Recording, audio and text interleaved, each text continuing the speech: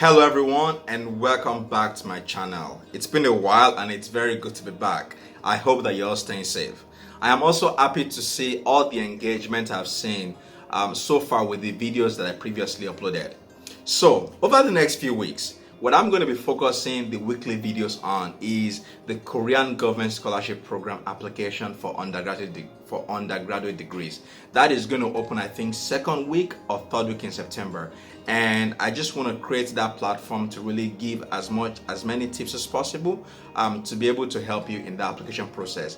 Also, that would really help to answer so many of the questions that I've received so far about the application. And I hope that you can stay to the end of this video because I've got a very big announcement that would also contribute to this project. For today's video, I want to start with this whole application procedure for the Korean Government Scholarship Program for undergraduate degrees. To give you a bit of a background about me, I got the scholarship in 2011. I was in Korea and I also got it for master's degree. So I guess maybe I have the authority in some regard to talk about this scholarship. And I've also been able to apply through both the university track and the embassy track. And what I'm going to cover in today's video is mainly three things. The first one is to talk about the application procedure, to walk you through that again, so that will give you an understanding of how it works. The second thing I'm going to cover is to talk about what would make you ideally a good candidate. And the last thing I'm going to go through is just to give you some tips here and there as you go ahead with your application. Now, before I get into it, I've got a disclaimer to make here. These videos do not guarantee you admission or scholarship.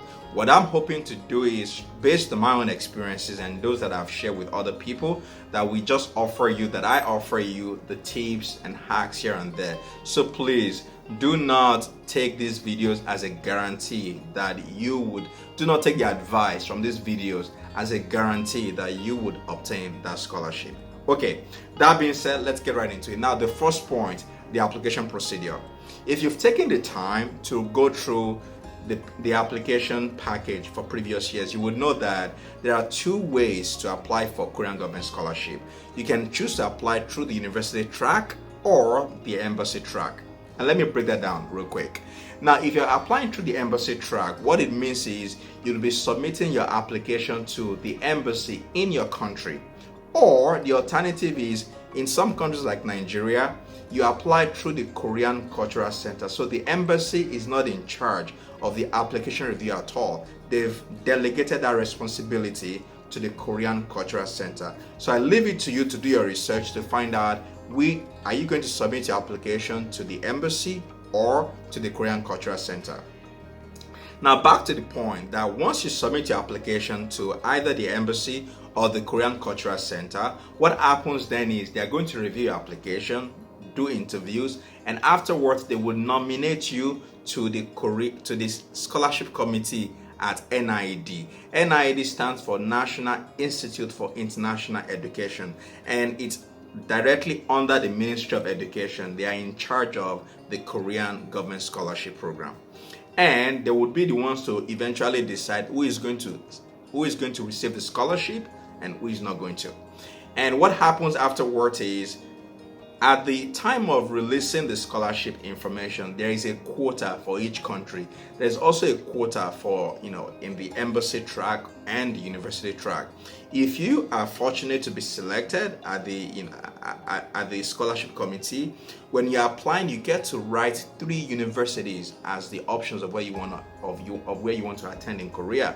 So they would send your documents to each of those universities, and if they select you in all the 3, you just pick one of them and you go there.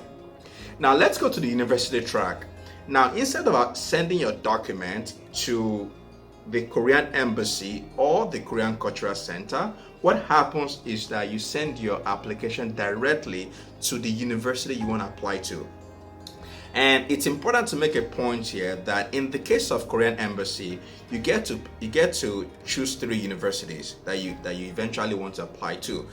But in the case of university track, you can only apply to 1 university.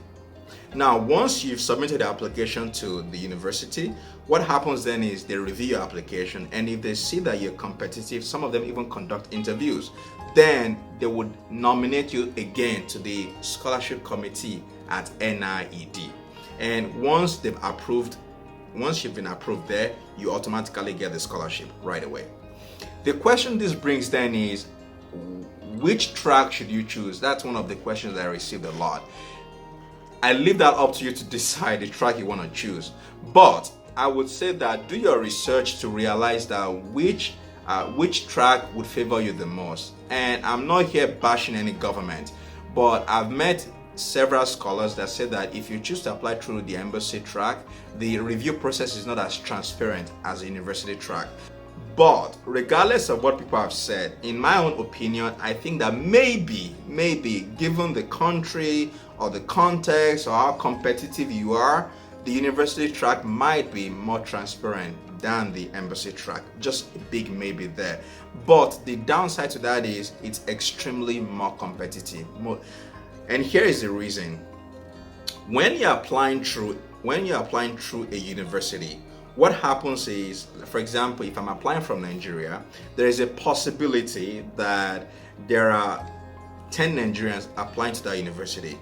Because there's a quota to each country, that means I will be competing against 10 Nigerians even before I'm nominated.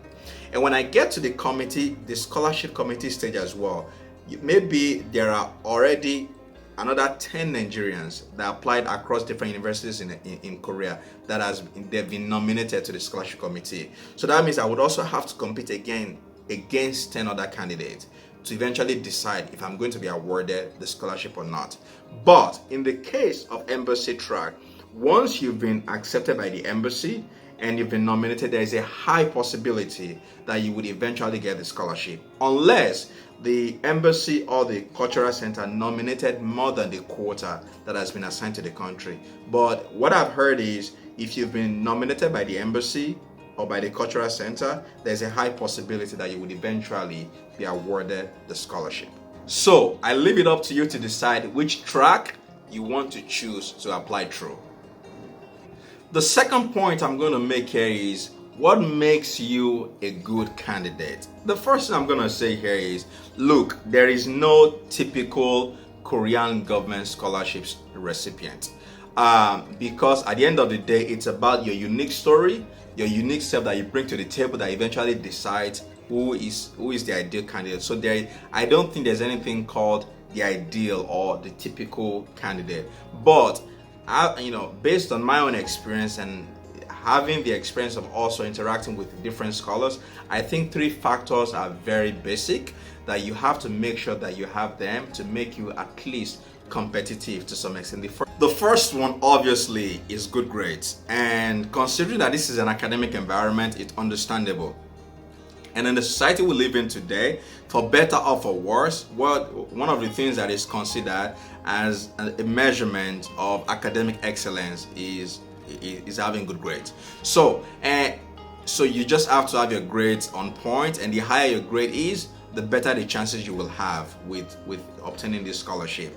In the case of a lot of Western countries, what you have is this thing called extenuating circumstances. So for example, let's say you have a learning difficulty, or you have a particular background that reduced your grade, that lowered your grade at some point. If you can show an evidence, they would understand. But in the case of Korean government scholarship, there is nothing of such.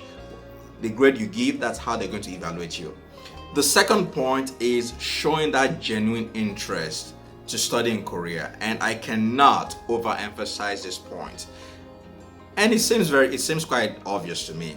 The reality is that your Korean government is going to be spending almost $100,000 on you over the 5-year period you're going to be in Korea. So they would want to see if the value for the money is worth it or not. And there are different ways to show that you have that genuine interest to study in South Korea. The first one is, did you take the time to learn the language? So if you've had an interest to study in Korea for like years now, you could have acted on that interest by choosing to learn Korean language. That would put you in a very competitive place. The other place is, if you've not had the opportunity to learn the language, in your personal statement and your study plan, show that you know what you want to do in South Korea. and that what you've been doing so far and what you want to do in the future, there is that connection. That bridge is coming to study in South Korea. So it's extremely important to show genuinely that you really want to study in South Korea. And I've read different essays, personal statements where this is not shown at all, or you just give generic information like, oh, Korea is one of the most developed countries in the world. They developed over 50 years. You want to learn that. I'm sorry, that is not going to cut it because that is very generic. What you need to make it personal, number one, and also specific to the university that you are going to apply to. So again, make sure that you show as genuine as possible that interest to study in South Korea. The third point I would make is extracurricular activities, or you could call it volunteering activities. And for those that are familiar with this, whether it's in Korea or in advanced countries, there's a lot of emphasis on volunteering. And what that shows is outside the classroom, what's your life all about? And if you've volunteered before, or you were the student council president, or you've worked outside the classroom, it's important to show that and connect all the dots. How does you working, you doing student council, whatever it is that you did outside the classroom, how does that connect with with your classroom and with your classroom work? And even if it doesn't connect at all, that's fine. But the point is showing that you've got something else going on for you outside the classroom, and how you would bring that to the table as a student in South Korea. An example I gave in my own when I was applying was that I was part of the student council during my secondary school days, and I also worked outside the classroom. I talked about that as well. So I brought all that together, and I also loved traveling. Some of the places that I've been to in Nigeria, I talked about that, and just brought all that together in my application. This moves me to my third point that I want to make in this video, which is some of the tips that I think you should be aware of when you're preparing your application. The first one is don't be modest. Coming from Nigeria, with at least where I grew up in a small town called Ileife, we tend to be modest. We don't want to talk so much about our success and all that for cultural reasons, I guess.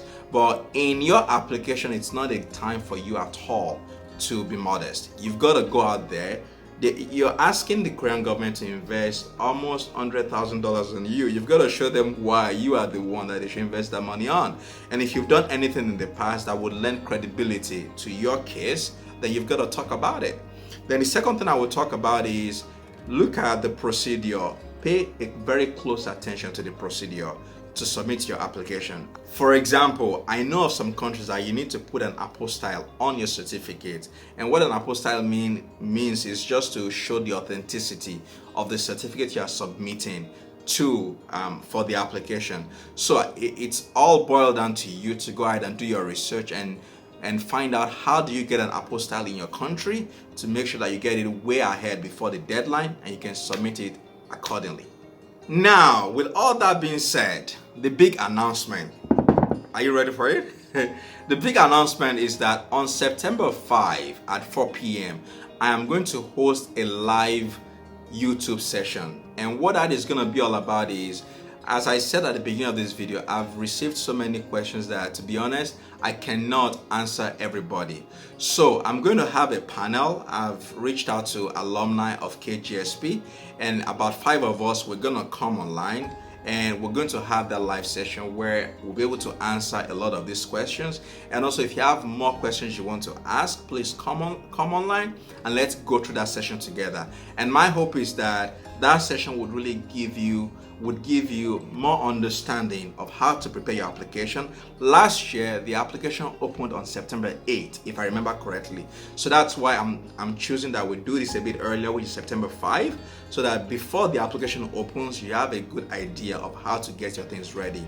And I hope that you will find that session helpful, and you will find that session helpful for your application. That's it for today's video. I hope that you found it useful. If you did, please don't forget to share with other people. I know that this application process can be very competitive, but I hope that you don't see it in that light. See it more as a journey to support other people so that you can all arrive at the same destination. If you have any question, please don't forget to pop it down in the comment section and I will be sure to respond as soon as I can. Okay, please keep staying safe and I will see you in the next video. Cheers, everybody.